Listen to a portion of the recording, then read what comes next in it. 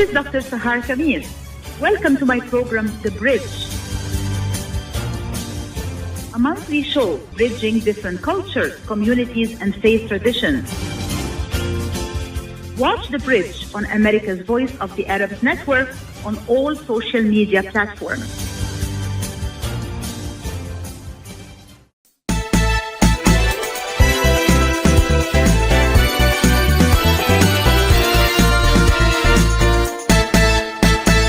Hello, everyone. Welcome to another great episode of the program, The Bridge, on U.S. Arab Radio and Radio Baladi. This is Dr. Sahar Khamis, and today we are discussing a very timely topic, an AI era, opportunities and challenges. And with me this morning discussing this important topic are Dr. Nader Kabbani, Senior Fellow and Director of Research in the Middle East Council on Global Affairs in Doha, and Dr. Courtney Radsch, Director of the Center for Journalism and Liberty at the Open Markets Institute and a Fellow at the UCLA Institute of Technology, Law and Policy. Thank you so much for joining me today, both Nader and Courtney. I appreciate it. Thank you, Sahar. Pleasure. It's a pleasure to be here. Thank you so much. And Courtney, I'd like to start with you. A lot of people hear the term, AI, artificial intelligence. It became a very common term in today's world. Yet, I doubt that everybody really understands what this term is all about and what are the proper definition or definitions for it. So can you please shed some light on this particular issue and clarify that to our audiences, please? Sure. So I think that's a great question to start out with, because we do talk a lot about artificial intelligence, often as if it's something entirely new and a little bit scary. But in fact, if you think about artificial intelligence, it is a series of things. So first, it's a bunch of data at an amount and scale that we have never had before, and types of data that we've never had access to before. So lots of data. It's computational power, the ability to do incredible amounts of processing, mathematical computations very rapidly. Side note, very energy intensive. It's also math. It is essentially statistics and complicated math problems to figure out the likelihood that something is going to show up next to something else or be related to things, et cetera. And then there is machine learning, which is the idea that you can apply algorithms and essentially mathematical problems to these large data sets to find out things. So for example, lots of people have heard of ChatGPT, which is a generative artificial intelligence application. And it's essentially predicting what words are likely to come next to other words based on context after having ingested, billions of pieces of data and learned about how things are related. So I think it's really important when we talk about artificial intelligence that we actually break it down into components that we do understand. But when you put it all together, we are able to do really interesting and incredible things, including generative AI, which is this idea of creating new things or new learning, new ways of understanding data, and then new creations, visual, image, data, mathematics, coding, et cetera.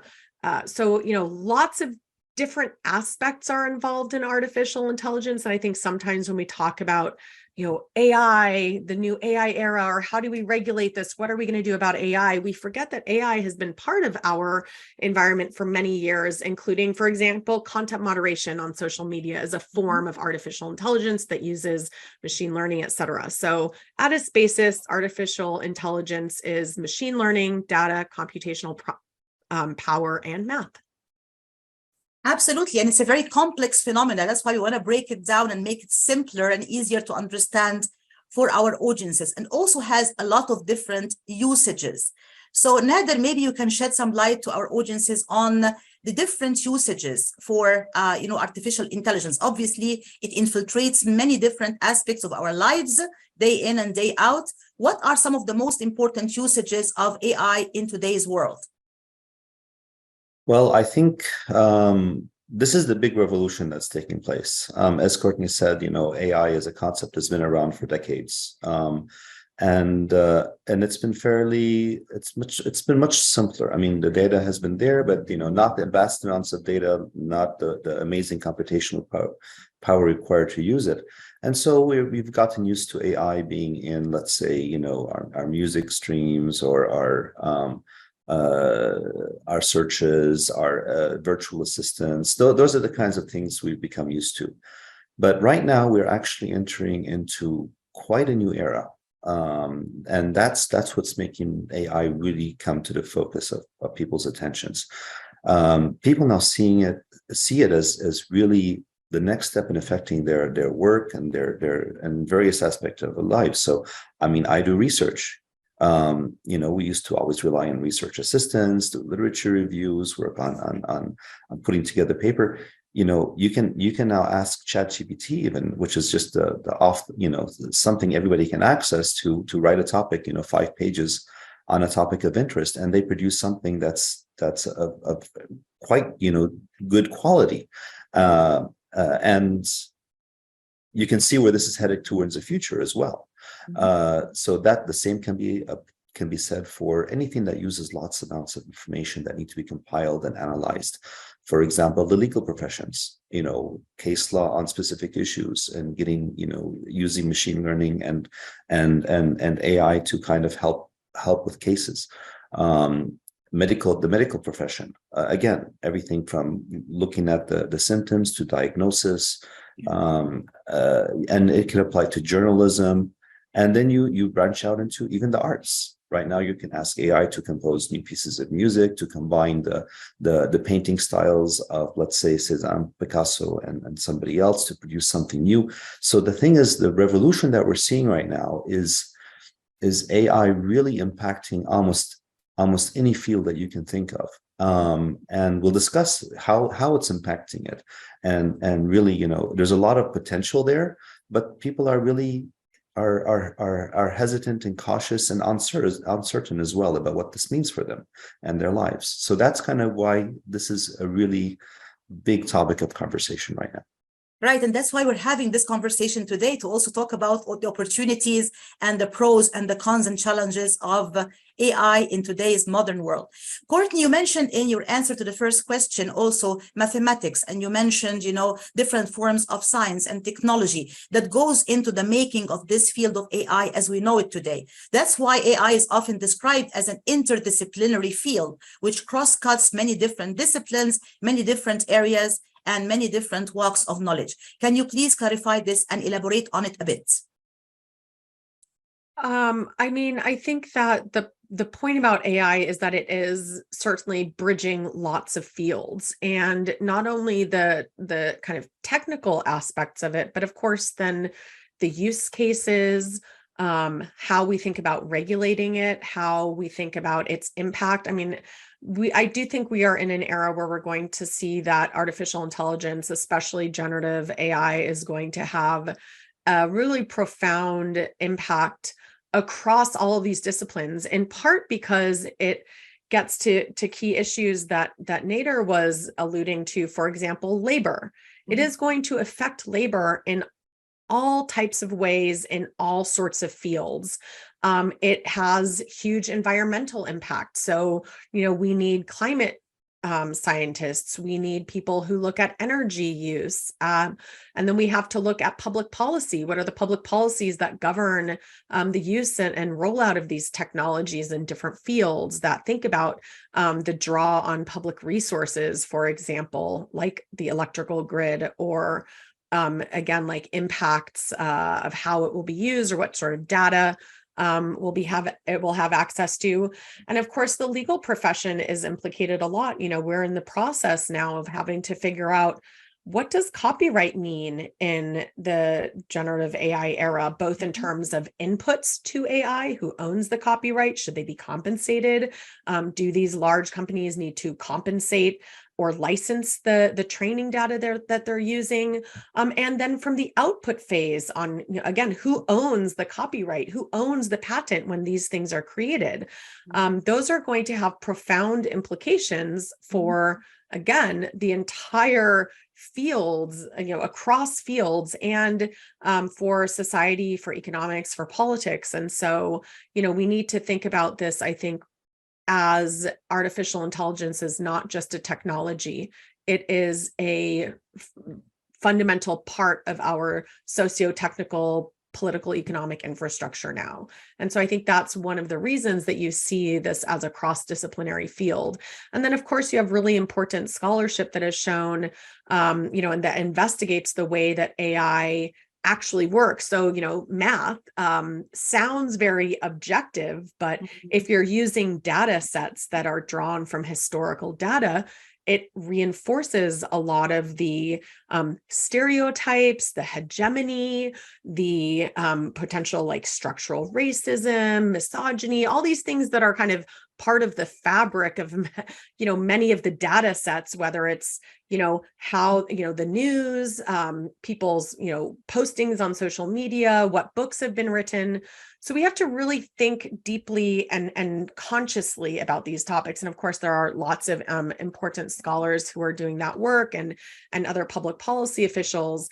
But I think that we really need to consider how like the combination, again, of data, math, and learning are going to create entirely new capabilities, and that we need to also think about where does the public interest lie in that. Right now, we are, the same social media, the same platform behemoths who have largely dominated the technological environment and certainly the social media age are continuing to dominate. And so we really have to think about how do we treat ownership of data? Who owns data? How do we think about collective ownership or collective benefits of data? We have to think about, the rollout and application of these technologies in different sectors. And so that's why we need a cross-disciplinary, multidisciplinary approach. Absolutely. And Courtney, you mentioned the term ChatGPT, and also Nader talked about the fact that now we can do a literature review much easier than before. Data can be collected a lot easier. We can have the literature review done very fast, which is awesome. But as an academic, and yourselves have also been associated with academia in different capacities, we also raise our brows and say, hey, wait a minute. What does that also mean in terms of academic integrity, in terms of academic autonomy, in terms of, the risks of online cheating or plagiarism? Somebody can easily use ChatGPT in order to, create something that's not really their own. Nader, would you like to comment on this particular point and maybe highlight some of these potential risks associated with this particular aspect of autonomy and academic and intellectual integrity at large? Oh yes, no, that's a big question that I think we've been struggling with ever since ChatGPT came online, and we're talking just a few months ago, really. All these universities and schools are putting in place more significant, more deeper protocols for taking tests, for writing papers.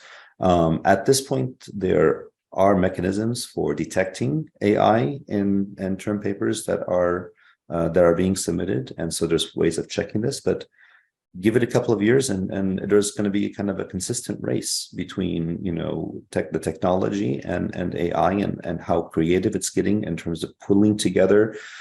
Because right now, AI essentially and ChatGPT is pulling together information that is out there and reformulating it and giving you something. Eventually it's going to seem, at least it's becoming more creative, in fact, and pushing the boundaries of these things. And it's going to be much more harder to detect. But still, people are going to be turning in things that they say is their work, when in fact, it's going to be supported by AI. And this is going to be more or less the reality of the future across fields. I mean, you do want this to some extent. This is part of the benefits of AI. I mean, you're much better off with a doctor that is relying on AI to help sort through all kinds of possible diagnoses for the patient, and then work with it intellectually to be able to come up with the best diagnosis, the best solutions for them. And it can really, when you combine human creativity and abilities together with technology, that's when you get the best outcomes. But you don't want AI to become used simply as a crutch or to replace the role of humans in most cases. Mm-hmm. And that's essentially what the concern is. It gets to Courtney's point about many of the valid points she's already raised about the fact that to some extent you get into echo chambers. The data that's being compiled for you or the analysis by ChatGPT is based on what's already out there. And so you can embed biases, in fact, augment them, and things become much more rigid in terms of trying to break through with innovative or creative thinking.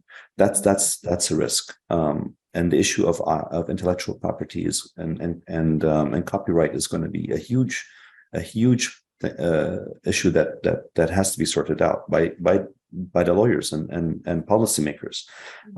Those things are going to be it's going to take years to work out. In the meantime, technology is advancing so fast that it's going to be hard to keep up. And so I think what we need to do is really think through the basic principles. What are the social norms? What are the basic principles? What are the legal principles that we know how to use this effectively?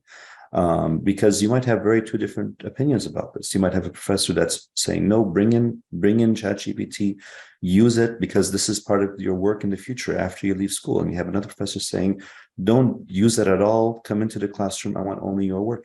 So we don't even know what the norms are yet or what they should be. And those are still developing. Those are the kind of just the fundamental kind of rules of thumb that we need as a society to understand about how we're going to engage with technology and how others around us are engaging with technology. And I think that's going to be the key element that we need to work out in the coming years. Yeah, and it's very obvious that we need to draw a lot of boundaries, right? A lot of lines to say this is acceptable usage of AI, this is not acceptable usage of AI, and to maybe put in place some mechanisms of regulation and control moving forward. And that will be part of our discussion in the rest of this program. We'll come back to this very interesting discussion right after this commercial break. Stay tuned, please. Get ready for an amazing experience at Ishtar Restaurant on 15 Mile Road in Sterling Heights. Enjoy excellent hospitality from owners Ali Al-Baghdadi and Fatty Bonham, serving the best in Mediterranean food. Try Chef Ali Al-Baghdadi's famous shawarma, the best Iraqi grills and food, and the best Arabic and international dishes. Dine in our authentic atmosphere or take out. Call 586-698-2585 or check us out on Facebook. Ishtar Restaurant practices all CDC guidelines and is open every day 11 a.m. to 10 p.m. Have an amazing experience today at Ishtar Restaurant, 3625 15 Mile Road, Sterling Heights. At Top Rehab Physical Therapy Clinic in Dearborn, we provide effective physical therapy sessions in order to limit pain and discomfort. Top Rehab provides physical therapy care for any diagnosis prescribed by a physician, and we regularly see and treat conditions such as stroke, TMJ, fibromyalgia, sciatica, joint pain, and more. We use a variety of pain management methods, including modalities, soft tissue mobilization, and therapeutic exercise. If you're in need of physical rehabilitation or physical therapy, get the highest quality health care at Top Rehab. Most insurance is accepted, and we're open Monday, Wednesday, and Friday 8 to 6, Tuesday and Thursday 8 to 5, and Saturday 10 till 2. Call for an appointment today at 313-846-0555. That's 313-846-0555. Choose Top Rehab Physical Therapy Clinic on Michigan Avenue in Dearborn. Life's too short to be in pain. When you're looking for the best in optical care, Dr. Imad Nakash is your doctor to see. With years of experience and thousands of successful procedures performed, you can trust your eyes to Dr. Imad Nakash. See Dr. Imad Nakash and his professional staff for your eye care needs. There's 2 locations to serve you. In Hazel Park, call 248-336-3937. 248-336-3937. In Rochester Hills, call 248-299-3937. That's 248-299-3937.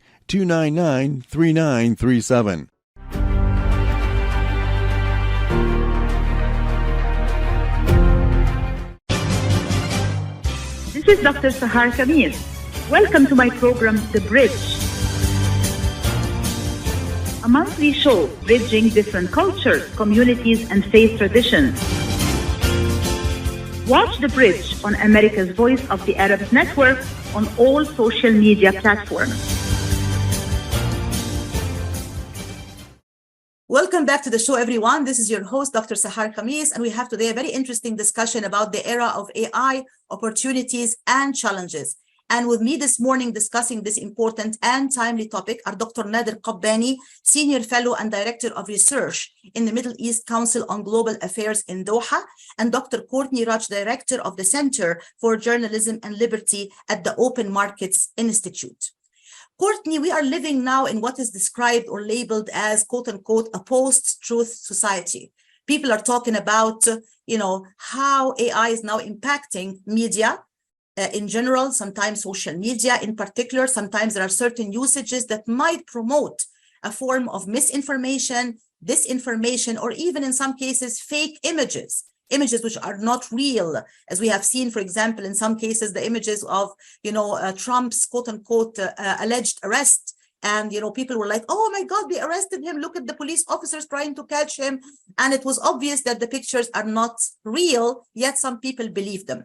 That opens a whole, line of questions about the impact that AI has on journalism and media at large. And how can we possibly deal with some of these issues? So I think the question around disinformation and misinformation in the age of AI is really critical, because we are rapidly scaling up the ability to produce falsified, created out of whole cloth images, video, audio, and to do those in a way that can impersonate real people. So that has several implications. One, you cannot put the impetus, in my opinion, on individuals to try to distinguish between deep fakes or shallow fakes or real, etc. I mean, there needs to be a level of literacy, but we are rapidly in the era now where a lot of this detection is not possible with the human eye. So we have to recognize that in the systems that we create and in the approaches that we take to combat these issues. Furthermore, when it comes to journalism, I think we're in a really transitioning era where journalism has already been undercut by the social media era, when basically the major tech platforms used their content without compensating them for it in the use of snippets, images, etc. So, more than half of the people who use these services never click through the headlines. This has had profound impact on the journalism industry because it's not financially sustainable, and the economic model has been dropped out by the dominance of the same platforms in the ad tech industry. So now we're in the era of generative AI, where once again, news data, news content, which is very valuable for training these AI models because it's syntactically, grammatically accurate, it has accuracy or corrections attached, etc. It's high value training data. None of the news media have been compensated. So again, this is not just about, hey, what's fair or what's right. We have to look at the playing field. We have to even out the economic playing field, look at competition law, look at vertical and horizontal dominance and monopolization to ensure that we are not just further reinforcing the dominance of a handful of tech firms, because that has had very real negative repercussions on journalism, which is essentially the supply side of accurate, good quality information. And they've had a detrimental impact on the circulation of disinformation, propaganda, fake information, etc. As we're all familiar with at this point. So you really have a handful of tech platforms at the center of a bunch of problematic issues. And I think that we need to use a wider bucket of tools to address that before they garner even more power and become even more indispensable to our information ecosystem. Yes, and I would add to that as well the element of media literacy. A lot of our audiences don't have what is called media literacy, the ability also to be able to distinguish maybe in some cases between what is true, what is fake. How can I possibly detect the differences? Maybe we need to educate the next generation about some of these threats and these possible dangers in the realm of cyberspace and digital media, and especially with the usages of AI as they evolve and develop as well over time. I mean, maybe, but I don't think that is sufficient. What we really need is regular literacy. Of course, we need people with historical and civic literacy. I really, really don't like the idea that we are expecting people to distinguish between real and fake. We need more analytical information consumers who can understand when they are being propagandized to, when they are trying to be convinced. But I don't see media and information literacy as the end all be all solution to this problem. And we have to remember, like, you can be able to detect fake versus real, content at a perfect scale. But if you believe, or you want to believe, a certain side of things, that's not going to necessarily change your perception. Right. We need to have a better level of awareness, education, and literacy in a more comprehensive sense. And media literacy can definitely be part of this picture. But as you rightly said, you also need to have political literacy, economic literacy, historical literacy, without which you will not be able to distinguish between facts and falsehoods, or between the time when you are really given true information or fake information. So that's very important. Nader, you are an economist, and I want to ask you about a very important question that is in everybody's mind. Whenever we talk about AI, people think like, now, a lot of people are gonna lose jobs because of AI. There has been a discussion about this being a double-edged sword. On one hand, it can open doors for new forms of employment and work, but on the other hand, it can also lay a lot of people off work and raise the level of unemployment. Can you please elaborate on some of these possible opportunities and threats for our audiences, please?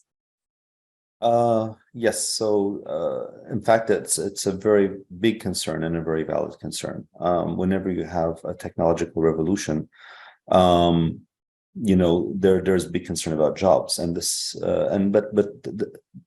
it's a nuanced answer. So I'm going to go back a bit in time. Let's say the Industrial Revolution, or even before that, agriculture. What you do is you have technology that helps people do their jobs. So when you bring in a big machine, essentially it's doing much of the repetitive work that a worker would have been done. So essentially you're freeing the worker to become the supervisor of the machine, to provide creative content, to lessen the repetitive nature of their work. So in fact, it's quite liberating for people who are able to engage with the technology effectively. And essentially we've seen that. We've, at one point in the United States, for example, over half the population, just 150 years ago, were in agriculture, and they produced just enough food for everybody. Currently, the population actually engaged in agriculture in the US is less than 4%, probably around 3%. But it's the US is still producing enough food for everybody. So what enabled it from going from half the population to 3% is technology. Are all these people unemployed? No, they got jobs in manufacturing, then they got jobs in services, and they got jobs. So just because you have a technology that can change the nature of work, doesn't necessarily mean that you have a whole bunch of people unemployed. But what you do need is to make sure that the people are able to engage effectively in this technology. And let me give an example, for just, if it's okay. I know we're going a little bit longer, but my field of research, AI, ChatGPT, is going to really affect policy research. So rather than a policymaker reaching out to, let's say, a think tank or having a question with an expert, they can type in a couple of questions into ChatGPT and get an answer that they can at least engage intellectually with. There's still some question about how good it is or how accurate the information is, but over time it's going to become better. So what does that mean? That means people who do my kind of work's job is in jeopardy. If all they do is basically pull together information, write reports based on past information, basically if they only do the kind of work that ChatGPT is able to do a lot faster. So how does my job change? Well, we use AI to help us get the basis of the research done, but then we take it a step further. We think through what the policymaker wants to know. We think through policy solutions. We become innovative and creative. Mm-hmm. What's also very important is the importance of direct engagement. We need to meet with the policymakers and have conversations. Mm-hmm. AI basically is using data. Mm-hmm. So they go out there, they collect the data in the world, and they present it. Right now, they're not having conversations with people. So the people who want to really engage with, part of my job as a human is to engage with other human beings, think through their issues, identify really what their pain points are, and help them think through solutions. And so that's the kind of, so in fact, the kind of role that AI can help do is take away some of the repetitive nature of our work and free us to actually become more engaging. and more interactive with other people. And those who can do that are the ones who are going to be able to then use technology effectively and improve their situation. Those who are going to try to play the same old model of simply competing with ChatGPT aren't. We have to evolve essentially in our own professions. Right. Those who try to compete with ChatGPT in its own terms are going to lose the battle. They have to be innovative, and they also have to really focus on the human element. Like you said, this is one important takeaway from your answer. The human element, interpersonal communication, face-to-face interaction, knowing your people, knowing your audience, knowing your own participants. This is the kind of stuff that technology cannot replace. Thank you so much for that. And Courtney, when we talked about journalism, there are also new terms and new terminology, which is emerging now. We talk about data journalism, we talk about data governance, we talk about algorithms, and these terms are floating around. People are sometimes reading them, sometimes repeating them without necessarily understanding what these terms actually mean and what they stand for. Can you please try to simplify some of these terms and explain them to our audiences in the AI era? Data governance refers to who gets to control data, who gets to collect it, who owns it, what that ownership model looks like, who gets to use it, benefit from it, collect it. So that's when we talk about governance, it is, how we make those decisions, who's involved in that decision making, what sort of context we make it in. Algorithms refer to essentially mathematical equations that are a statistical model on what factors should be important into a certain decision. So for example, content moderation algorithms will amplify certain content over others. Those decisions are made both in terms of the algorithms, but remember, algorithms are created by people who have certain objectives in mind. So an algorithm is not objective. It doesn't just exist out there. It embeds specific policy objectives or ideologies. So for example, algorithmic amplification on social media typically rewards engagement.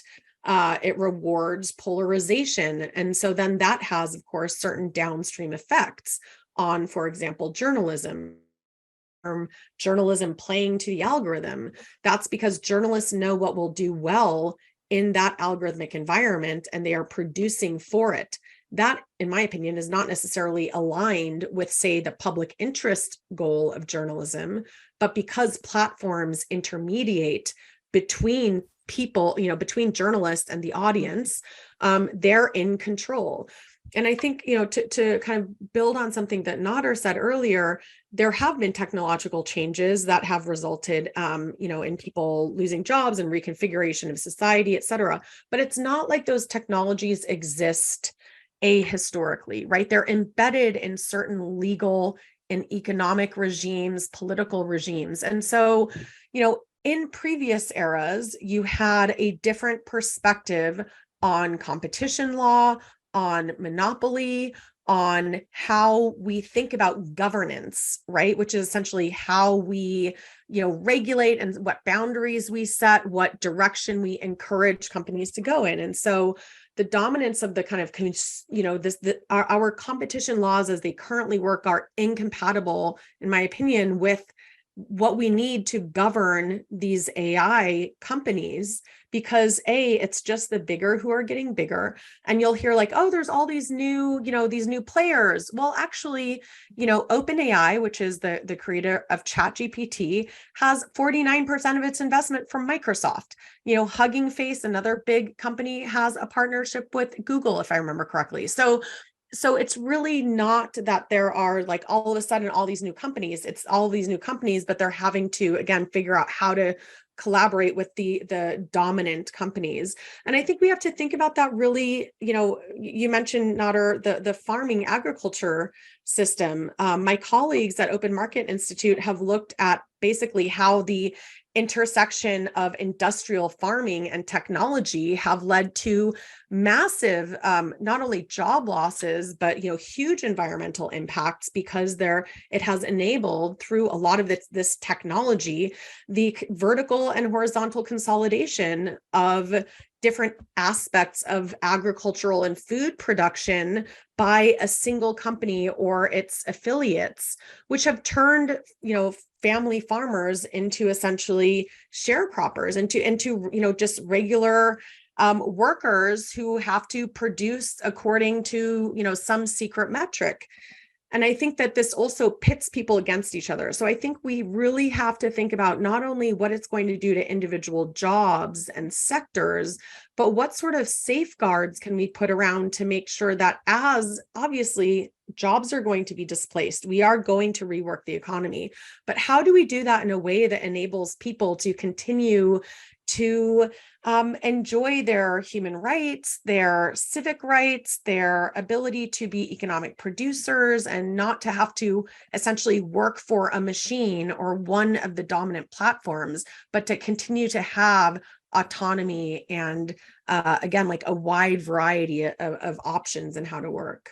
Absolutely. And also not to mention issues like invasion of privacy and threat to security, whether personal security or national security. These are all threats and challenges as well.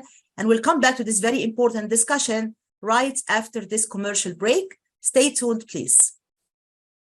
Were you recently at the emergency room, urgent care, or at your doctor's office being told you need a hand, wrist, or elbow specialist? At the Katranji Hand Center, we offer the latest techniques in hand, wrist, and elbow care. From sports injuries to work injuries to everyday hand, wrist, and elbow problems, the specialists at Katranji Hand Center are here to get you back on track. Call us in East Lansing today at 517-332-4263 or visit us at katranjihandcenter.com to schedule your appointment today.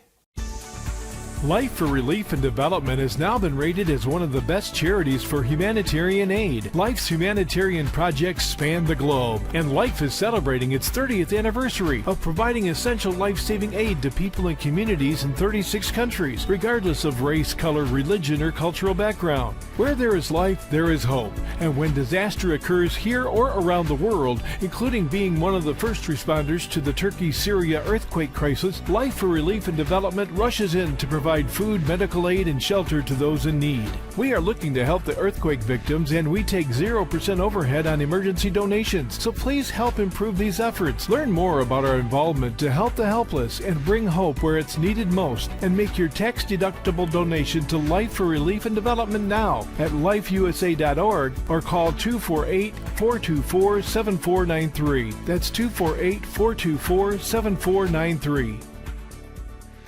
Kushat's Mediterranean Market and Shish Kebab offers a great array of your favorite Mediterranean meals. Meals range from lamb specialties, shawarma sandwiches, seafood dinners, and they offer special big trays of your favorite food, plus much more. Kushat's Mediterranean Market and Shish Kebab address is 32839 Northwestern Highway in Farmington Hills.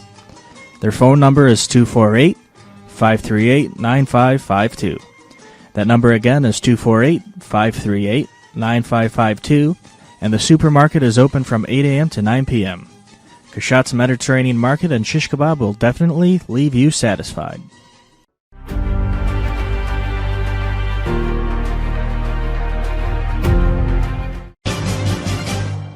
This is Dr. Sahar Khamis. Welcome to my program, The Bridge,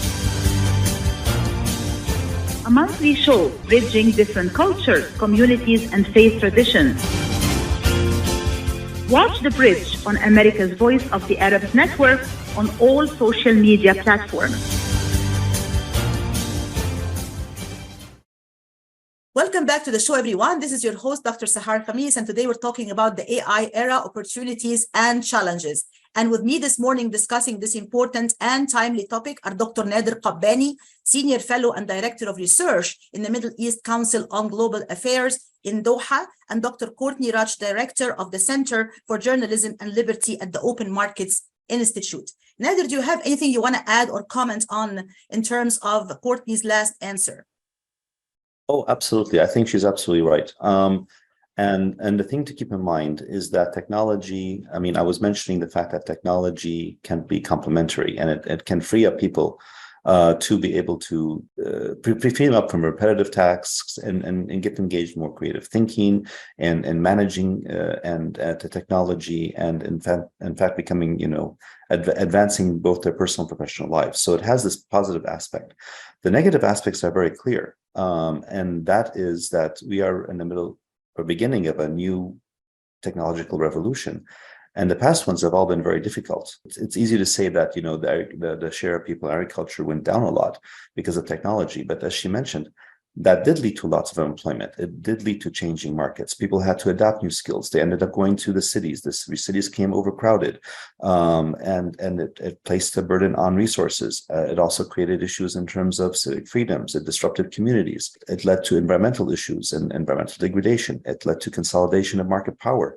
In fact, the wealth that gets accumulated into the hands of people who own the technology becomes incredible. And if you go back 100 years, you can see how just a few people really controlled much of the economy. And we may be heading in this direction as well. So there's these big issues that need to be dealt with. And increasing inequality, which is going to become, both in terms of access, in terms of capabilities, in terms of people losing their jobs. Mm-hmm. So this technology needs to be aligned, this technological change needs to be aligned with policies that can mitigate these negative effects and support the positive ones. That includes, like Courtney said, rethinking market regulations, ensuring that you don't have monopolies on access to data. Again, the firms are going to compete with these data sources, and they're going to they're going to try to kind of corner off these, their sources of market advantage. And put barriers to others from entering it. This is all coming down the road, and it needs to be mitigated. And that's what policy's job is. Policy also needs to be put in place to ensure that people are supported in terms of adapting to technology and to using technology.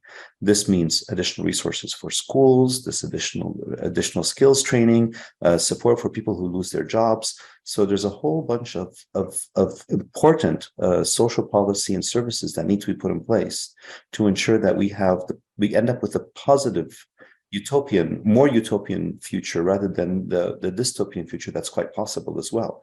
So we're really at a fork in the road, and we really need to be very clear, conscious, and approach these things with a kind of sound thinking about really how to manage this change and this revolution.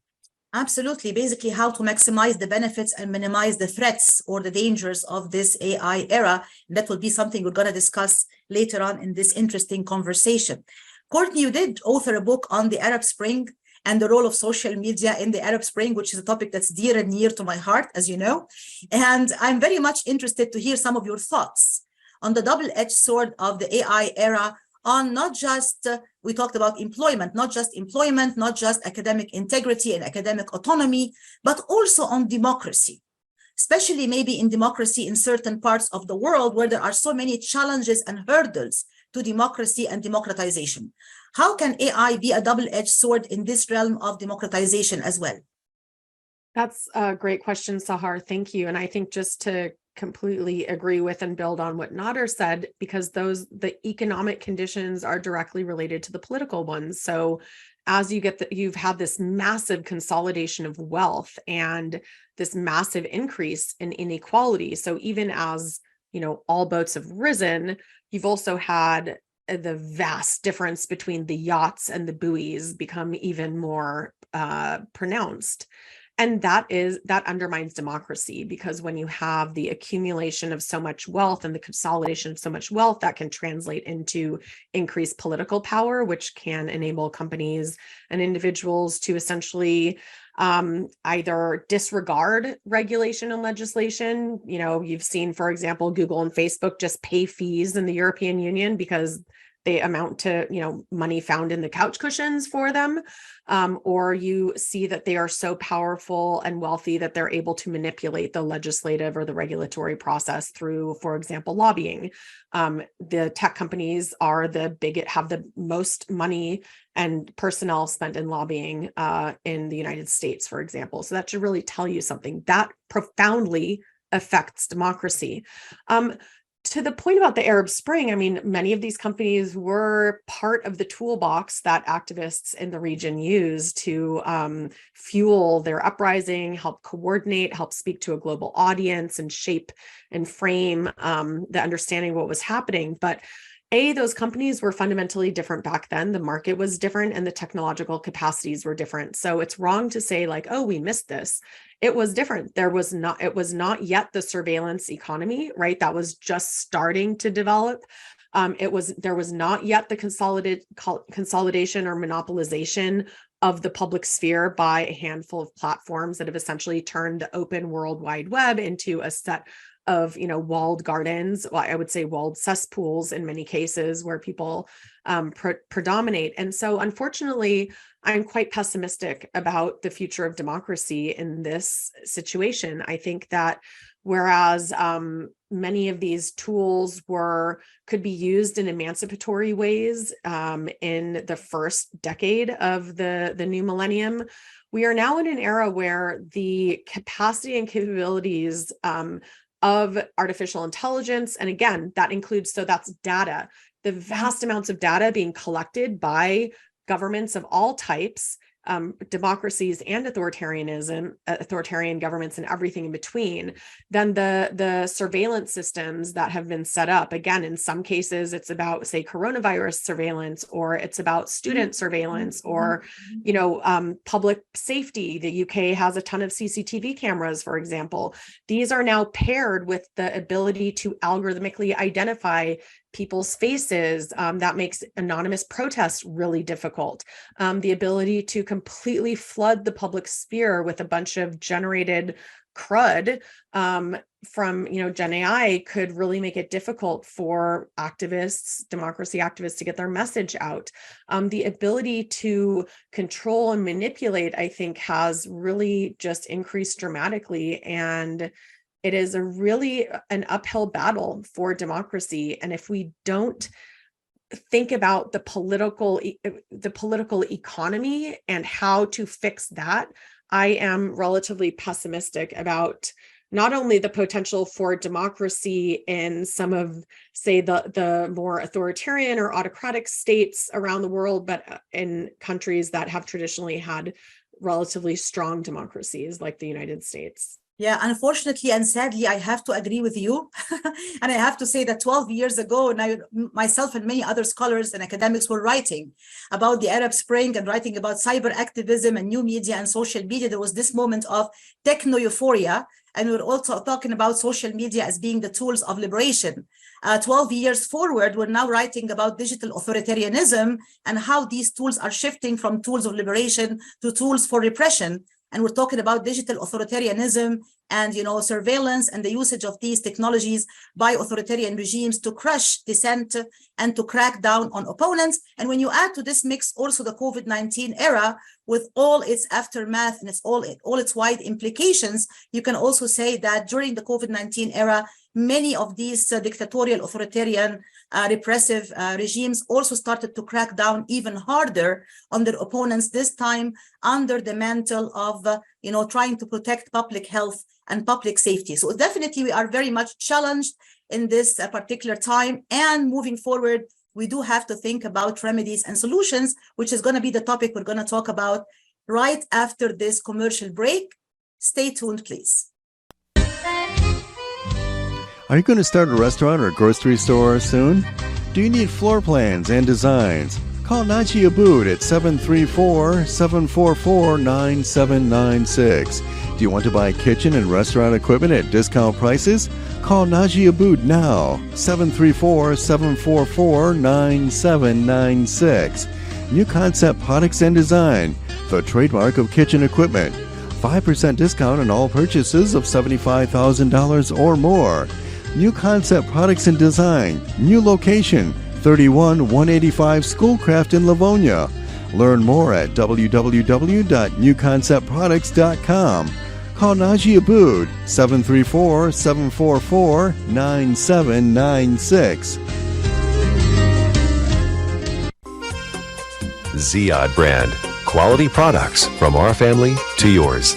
Ziyad Brothers Importing offers the finest quality products, including brands like Sultan, Kraft, Nestle, Hook, Rico Picon, Donna, and many more. Ask your retailer to carry these fine products because you deserve the very best. For more information, visit our website at www.ziyad.com. That's www.ziyad.com. Ziyad, quality products from our family to yours. With more than 30,000 successful in vitro fertilizations, IVF Michigan is now ranked as one of America's best fertility clinics according to Newsweek magazine. IVF Michigan fertility centers are the recognized leaders in high-quality fertility care. With locations in Bloomfield Hills and 9 other cities in Michigan and Ohio, IVF has experts in all aspects of the field. A founding member, American board-certified Dr. Nicholas Shama, is one of the leading reproductive endocrinologists in Michigan and Ohio.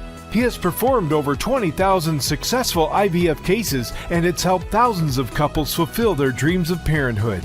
When it's time to get personalized care from Dr. Nicholas Shama at one of America's best fertility clinics, call IVF Michigan Fertility Centers in Michigan and Ohio toll-free at 855-952-9600. 855-952-9600.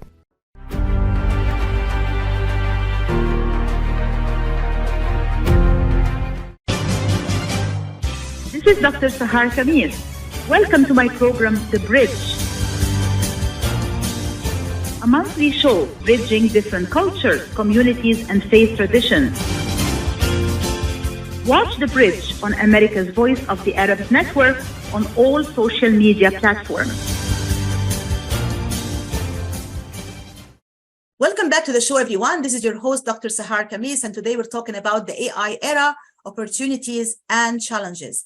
And with me this morning discussing this important and timely topic are Dr. Nader Kabbani, Senior Fellow and Director of Research in the Middle East Council on Global Affairs in Doha, and Dr. Courtney Radsch, Director of the Center for Journalism and Liberty at the Open Markets Institute.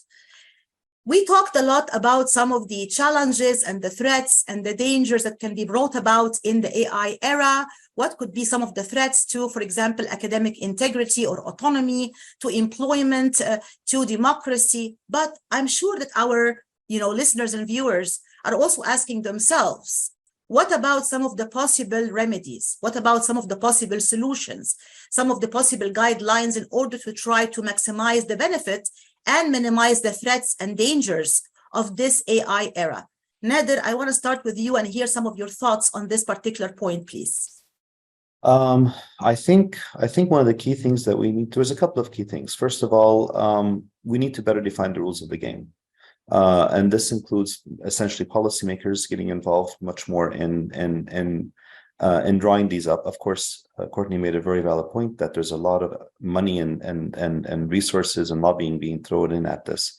But I think there's still very much room for a discussion. I think even the technology companies, only 10 years ago, were, as she mentioned, were very different.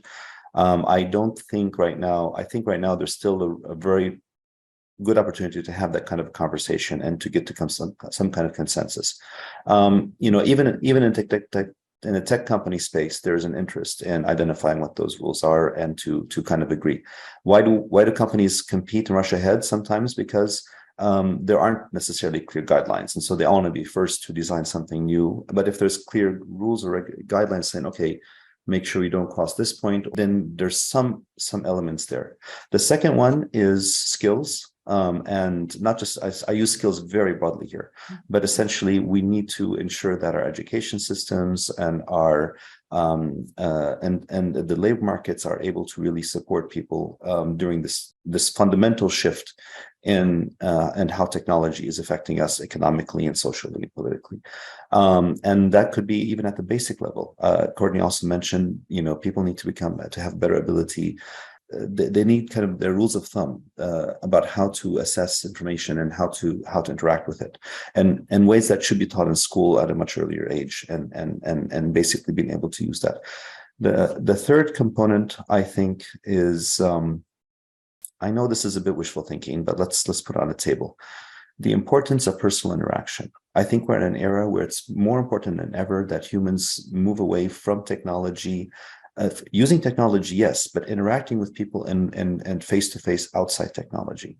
One of the reasons why we see this greater polarization is because people are also isolating themselves, not into their own communities, into their own bubbles, into their own technology spaces. The way to break out of that is, in fact, to come back to these public spaces and find better ways of having people engage with each other. That's where we develop better understanding, engagement, social norms, ability. We have to kind of reestablish these individual bonds. It's wishful thinking, but in an era where technology is becoming more important, this human connection becomes even more important. Absolutely. I think the human part is very important. Interpersonal communication is definitely now at risk because we are relying so much on our devices, and that's even more true for the younger generation. But even our generations and older are still very much using technology on a very extensive basis, day in and day out. And the media literacy part that we talked about before, or the comprehensive literacy, should really start from, I think, from elementary school, going up to middle school, high school, and higher education. Courtney, your thoughts on this particular point about the remedies and the solutions. And also, I want to hear your thoughts quickly on the digital divide, on the fact that, there's this digital divide between the technological haves and have-nots. And it seems to me that it could be widening in the era of AI. Your thoughts also quickly, please, on this whole point of the remedies and the solutions, and also the possible effects on the digital divide, whether in terms of widening it or narrowing it. Yeah, actually, so one of the solutions, I think, is to rethink how we consider data, both in terms of individual, collective, and ambient data.